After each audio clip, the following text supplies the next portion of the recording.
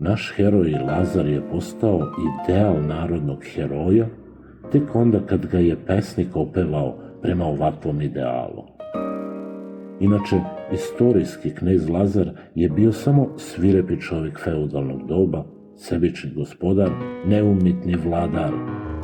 Pobedivši vojvodu Nikolu Altomanovića, svog velikog protivnika, oteo mu je Užice, a njega je oslepio.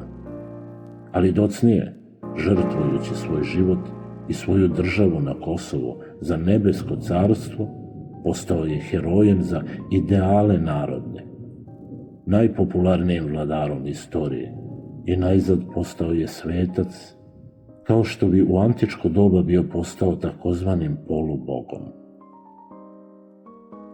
Tako nebo vraća zemlji ono što ona čini za pobedu svetlosti nad mrakom. Reka Diras je izašla iz zemlje da pomogne Heraklu da rashladi svoju ranu.